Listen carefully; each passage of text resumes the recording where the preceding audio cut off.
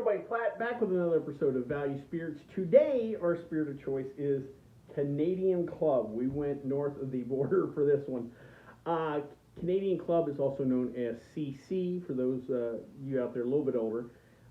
This is a Beam Suntory product right now, or it's under their portfolio. Originally, it was a Hiram Walker product, and so that's where we'll start going back through a little history.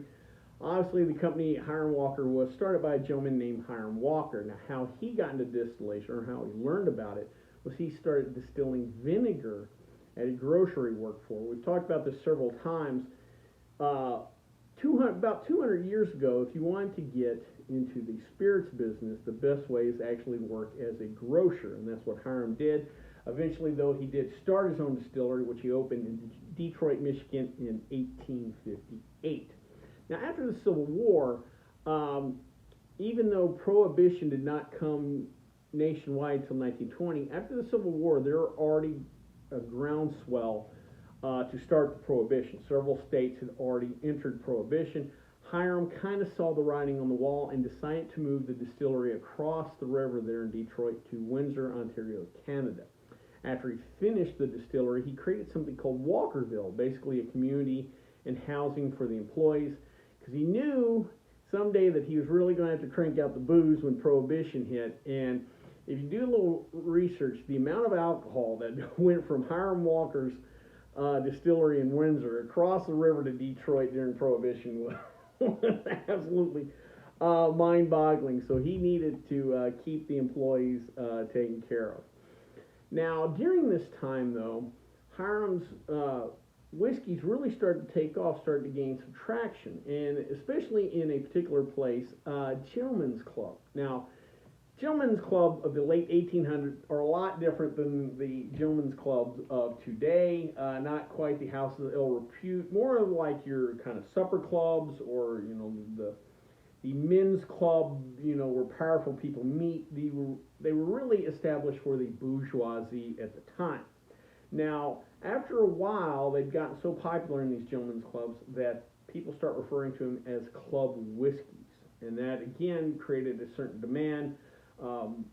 Late 1800s were kind of the age of robber barons, however, and people kind of fantasized about drinking, what these gentlemen drank. So, again, they're starting to gain some popularity. Well, the American whiskey makers decided to push back. They did not want the Canadians to come in and take their market share. And one of the things, or the way they decided to attack this, was they wanted to force Hiram Walker to put Canada, or that it was Canadian, on the label, thinking that patriotism was going to help them out in this battle. However, it did quite the opposite. We have a fascination here in the U.S. with products from overseas. Oh, it's made somewhere else.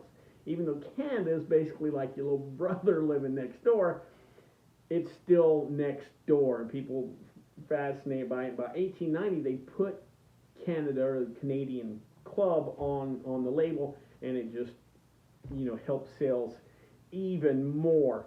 Now, what I have here is Canadian Club 1858. This is the original, comes in at 80 proof.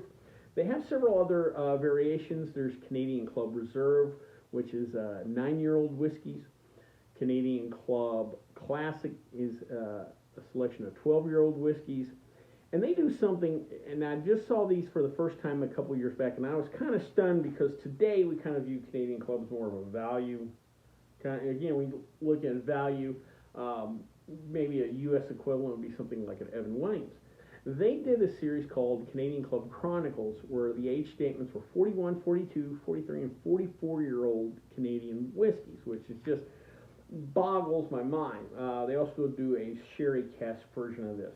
Now, it kind of boggles my mind, because you only see that kind of length of aging in scotches and some cognacs. But because of the climate, the type of barrels, whatever, you kind of need that time. Like, the whiskey will still be good, where if you aged a bourbon that long, it probably would just be terrible. It's overly oat, this, that, and the other.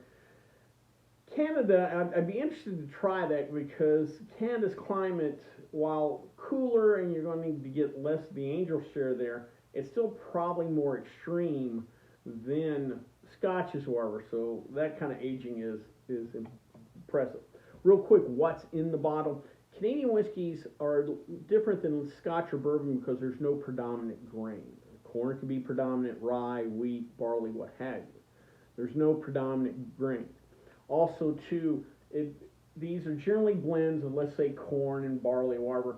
They are fermented separately, they are distilled separately, aged separately, and then the whiskeys from those different grains get blended in.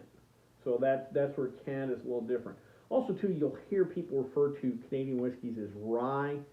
They may or may not actually contain rye. We're here in America, if we refer to something as rye, if it's labeled as rye, it's at least 51% rye, but not so in Canada.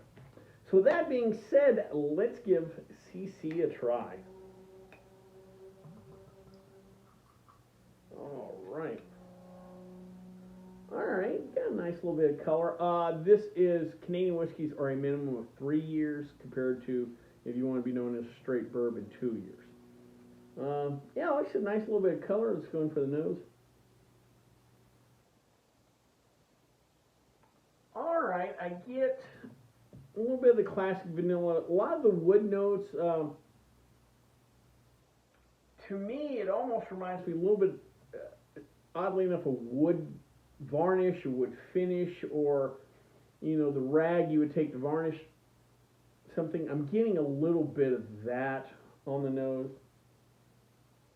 Fairly simple, though, and also not real hot on the nose. Let's give her a try.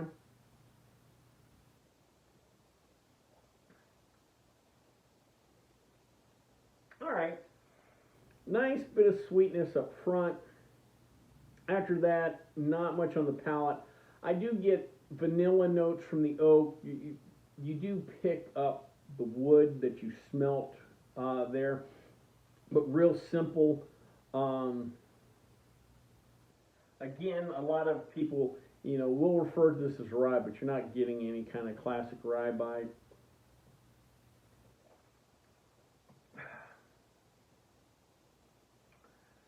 I want to say I probably pick up a little barley out of all the grains. There probably is some corn sweetness, but I'm going to say barley kind of comes out to me more than any kind of rye or wheat or anything there. This is pretty simple, but in all honesty, to me today, the way I'd utilize this is kind of a mixer whiskey. Canadian Club and Ginger, Canadian Club and 7. I've sold a million of those. They kind of work perfect for that kind of thing. Again, this is a blend. It's going to be a little softer. The edges are round off, and because it's blended, because it's quote unquote smoother, stuff like that, it's probably better for blending. I don't know, especially at the 80 proof point, I don't know if there's enough backbone for this to be used in, let's say, a Manhattan or an old fashioned, but whiskey sour. Again, any kind of soda, cola, what have you, perfectly fine for. This is one of those drinks that, you know, if you're at a casino and you're just wanting to have, you know, something that you can just keep knocking back or whatever, these with any kind of, like I said, cola, sours, you know, something basic like that, are perfect all day. This is not something I'm going to sit around with a snifter or on the rocks or whatever. But again, a nice blended to be softer, more approachable, and definitely fits in the classic Canadian style of whiskey. Well, I hope you liked this video. If you did, please subscribe down below. Also, please like the video because it lets YouTube know we're putting out good content. If you have any questions, comments, concerns, or spirits you'd like me to try, please leave me in the comment section, or you can always contact me on the Twitter page. Till next time, bottoms up.